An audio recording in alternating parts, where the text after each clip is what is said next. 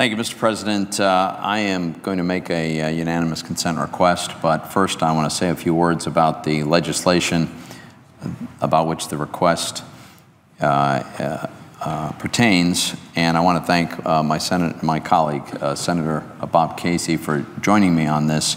It was back in 2014 that Senator Casey and I introduced the Eric Williams Correctional Officer Protection Act.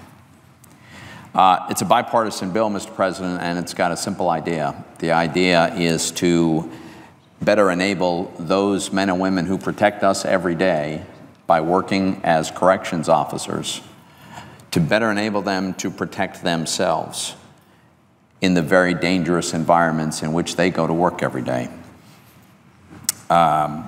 Amazingly enough, under the Bureau of Prison Policy, prison guards are often placed on duty guarding large numbers of inmates by themselves, unarmed, and with no meaningful way to defend themselves. Officer Eric Williams of Wayne County, Pennsylvania, paid the price for this policy. In February of 2013, Eric Williams was working alone in a housing unit of a federal prison, a unit of 125 inmates, carrying only a radio, handcuffs, and a set of keys. He had no means of self-defense and no one with him to provide backup. Well, a gang member serving a life sentence for first-degree murder savagely attacked and killed Officer Williams.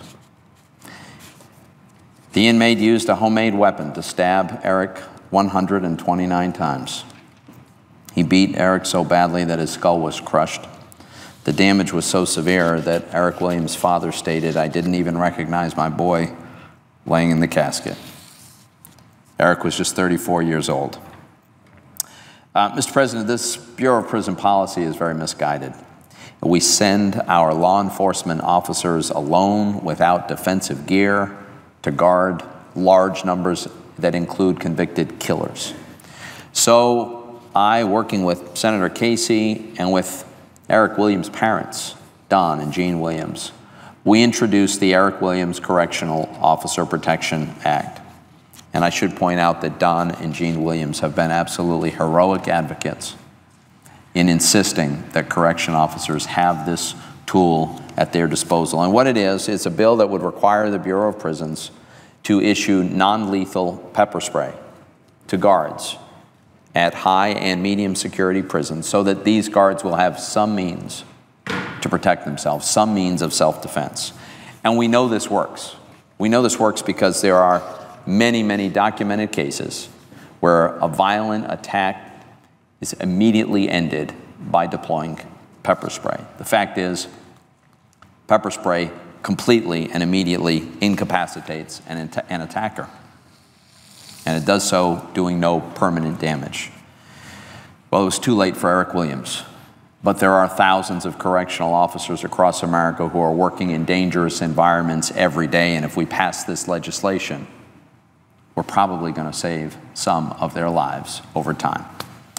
The bill is bipartisan, as I pointed out, Mr. President. It's been endorsed by the American Federation of Government Employees, by the Federal Law Enforcement Officers Association, by the Council of Prisons Locals 33, and I'm pleased to announce that thanks to the concerted and, as I said, heroic effort of Eric's parents, Don and Jean Williams, and many law enforcement and correction officers across the country, I believe that today the Senate is ready to enact this legislation. I do also want to thank my co-sponsors, Senators Manchin, McConnell, Cornyn, Inhofe, Capito, Lankford, Kirk, and Vitter.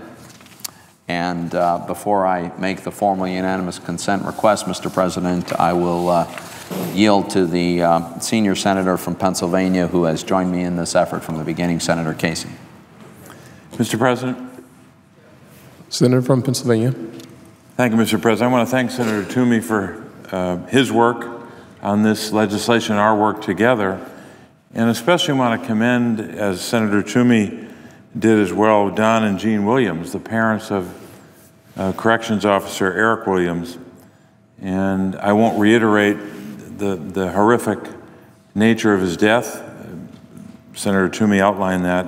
Can't imagine more of a nightmare for a corrections officer and for his or her family. We can bring some measure of protection to these officers by making sure that every possible circumstance is one in which the officer has pepper spray to be able to prevent an attack or to slow an attack down and slow it down enough, I should say, until that corrections officer gets help. So I want to say how much we appreciate the fact that this is bipartisan. This is one of those issues that should not have any kind of political division. Senator Toomey outlined the challenge and also the solution for this problem. This is not a guarantee, but it means that if a corrections officer, and they're always outnumbered, by the way, if they're outnumbered, they will have some measure of protection.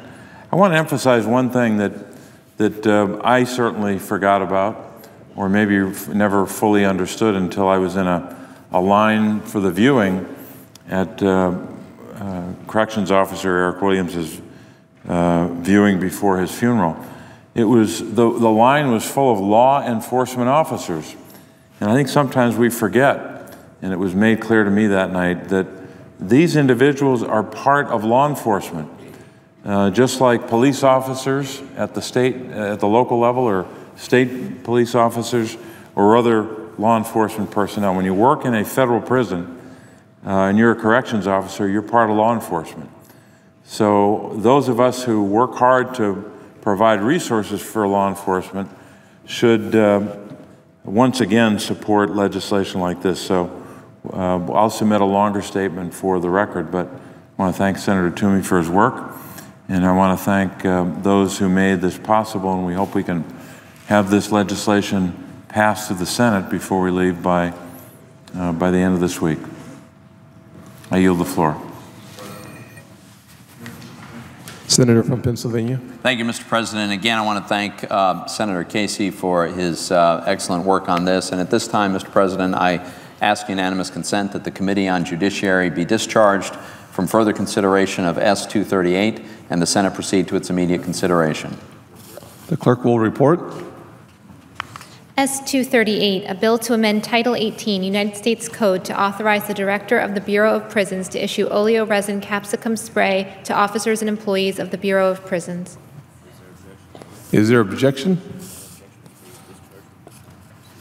Without objection, the committee is discharged, and the Senate will proceed to the measure. Mr. President, I ask unanimous consent that the bill be read a third time and passed. The motion to reconsider be considered made and laid upon the table.